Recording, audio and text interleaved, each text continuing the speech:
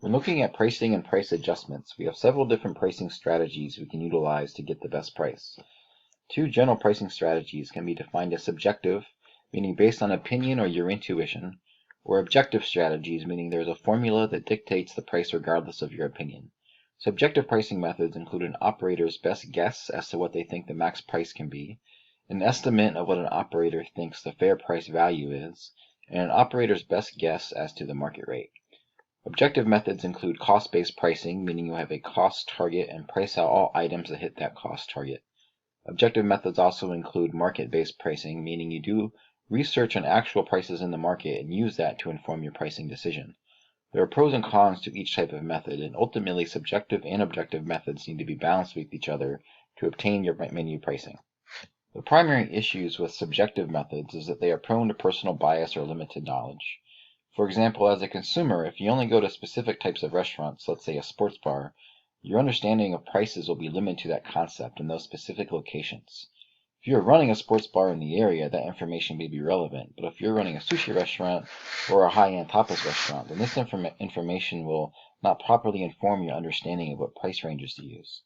So subjective methods may also not adjust to the times. As an example, if you've gone to the same 6 restaurants for the last 8 years, then there could be a lot of conceptual development in your restaurant market that you have not yet experienced. Maybe 8 years ago, those 6 restaurants were a good representation of your market, but now that will likely be outdated.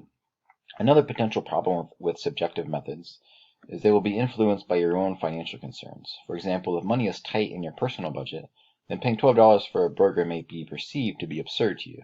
But if you're wealthy, that price may seem reasonable for a quality hamburger.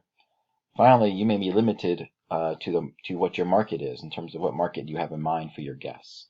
For example, you may think your consumer base is primarily low-income college students because you are located near a college. But if that assumption is wrong, your assessment of reasonable prices will not be accurate to your actual customer base. Objective methods will eliminate any guesswork from the pricing process. Using a market-based strategy will allow you to always stay up to date with the market prices. Objective prices also create a consistent process that you can follow. For example, if you're a restaurant owner and your chef is setting prices with a subjective method, but then you replace your chef, well, that new chef uses the same subjective method and comes to the same decisions with their pricing model. A consistent process allows you to evaluate the process itself so that you can make improvements to the process over time. That pros and cons list may look pretty skewed towards objective strategies, but it's best to combine these strategies together to create your menu prices. A best practice is to start with your food cost goals. As an example, let's say your food cost goal is 28%. You have created a menu item that costs $2.50 to make. You divide that $2.50 by 28%, and you'll have a price of $8.93. This gives you a base price number to ensure you can stay within your financial goals. Next, you will compare that price to market price ranges. Let's say this product is a pizza for $8.93. You have done market research and find that the price range for this pizza in the market is between $8 and $12. At this point, you have confirmed that you are within the market range.